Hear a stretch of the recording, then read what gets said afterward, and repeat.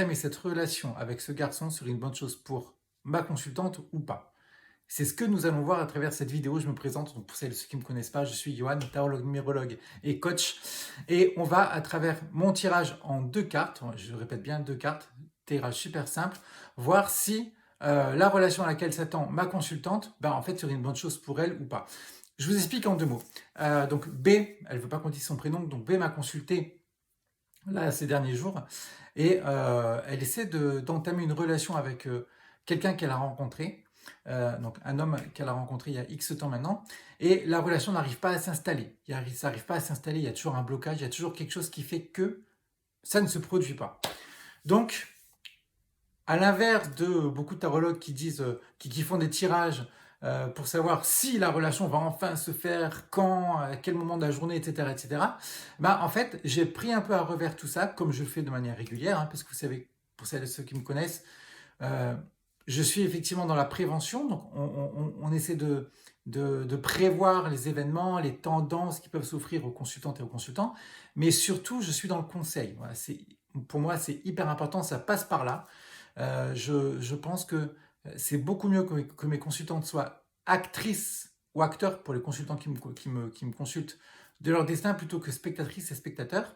Donc, c'est ce qu'on va essayer de voir à travers mon tirage de ce jour. Donc, en fait, le tirage, il est simple, il est vraiment basique. C'est un tirage en 2 cartes. La première carte qu'on va tirer, donc déjà, on va battre les cartes. On va le faire maintenant comme ça, de suite, ensemble, en live. Donc c'est une consultation mail à la base, hein. Mais d'un commun accord avec ma consultante, bah, cette consultation sera diffusée via YouTube. Des fois je le fais, ça m'amuse, et puis au moins ça permet de partager avec les gens qui me suivent comment je procède, et puis ça vous permet de voir un peu comment je fonctionne. Donc on bat les cartes, quand on est prêt, on les pose sur la table, on les étale. Et du coup, nous allons tirer 2 cartes. La première carte que nous allons tirer, c'est ma consultante, comment elle imagine cette relation avec C. Donc, la personne s'appelle C, ma consultante s'appelle B. Comment B entrevoit une relation avec C. Première carte que nous allons tirer. Alors, comment Hop. La seconde carte que nous allons tirer, c'est est-ce que cette relation finalement serait bonne pour B avec C? Donc, est-ce que cette relation avec C serait bien pour B ou pas? Hop. Ok, les 2 cartes sont tirées. Je pose les cartes ici. Alors, la première carte que nous allons tirer.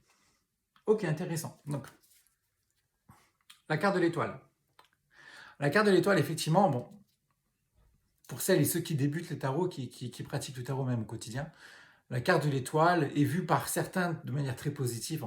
Comme vous le savez toutes et tous très bien maintenant, il n'y a pas foncièrement de cartes positives et négatives dans le tarot. Il y a une multitude de significations, ça c'est évident, mais il n'y a pas de côté positif ou de côté négatif. Donc là, par rapport à ce qu'imagine, en tout cas ma consultante B, par rapport à une relation avec Claudie, effectivement, bah, en tout et pour tout, elle se dit, tiens, finalement, avec la carte de l'étoile, j'imagine une relation avec C de manière vraiment très très naturelle, où je me laisse vraiment aller, je suis vraiment à l'aise avec moi-même, avec mon corps, avec ma manière d'obtempérer avec lui, de discuter. En fait, elle imagine une relation où elle se laisse totalement aller. Et on le voit, hein, la femme est nue, et vraiment, on voit qu'elle est totalement détendue, elle se laisse aller. Et puis même, la carte de l'étoile peut également parler dans certains tirages, et ça m'arrive effectivement régulièrement, de protection. Donc indirectement, de manière peut-être consciente ou inconsciente, B s'imagine comme être dans une espèce de cocon de protection avec C. Ce qui explique peut-être son entêtement à l'heure actuelle à vouloir vraiment, vraiment entamer cette relation avec C. La réalité, donc en fait, est-ce qu'il serait bon en fait de commencer une relation avec C ou pas? On va le voir dans la seconde carte. La seconde carte que nous allons tirer, ok?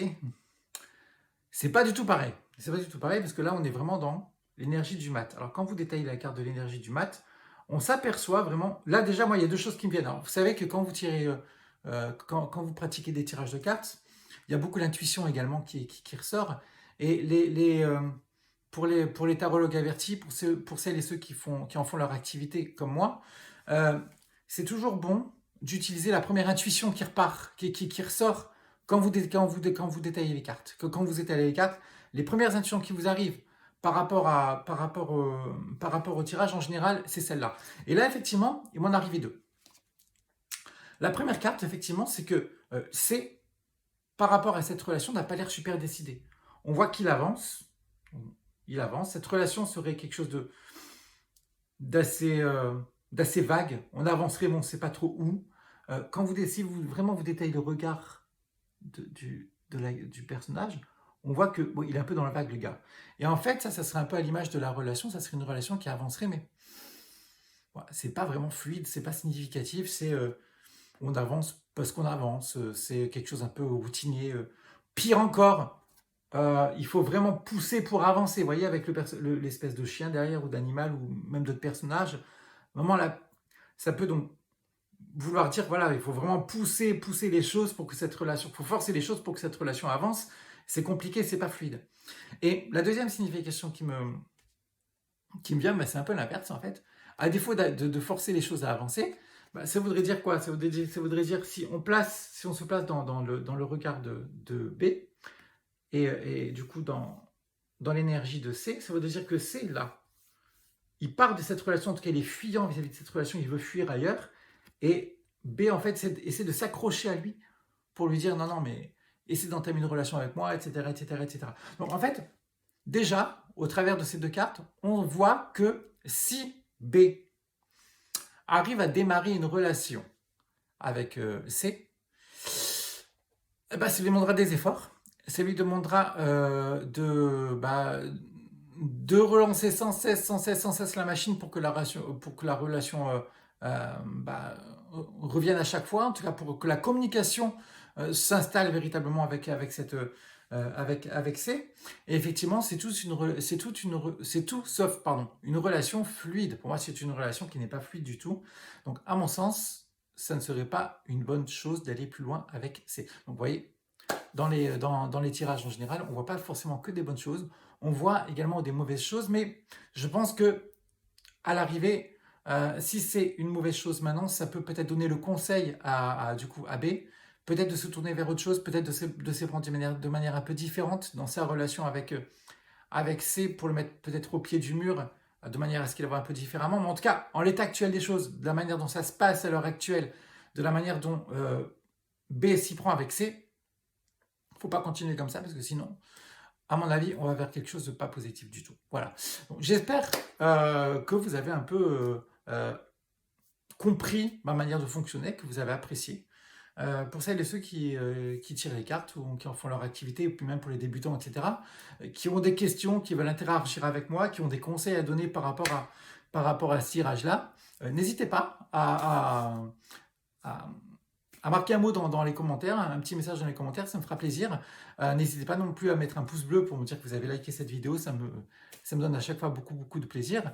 Et pour celles et ceux qui souhaitent une consultation, alors encore une fois, je suis archi booké, donc n'hésitez pas à me contacter par message pour prendre rendez-vous parce que là, il me reste pas beaucoup de créneaux en général dans les semaines qui arrivent. Et c'est toujours bon de le savoir de manière à prendre vraiment un créneau qui vous convient. Voilà. Je vous souhaite à tous une très bonne journée, très bonne fin de journée d'ailleurs, parce qu'on est en fin de journée. Profitez bien de cette soirée, et moi je vous dis à très vite les amis, salut!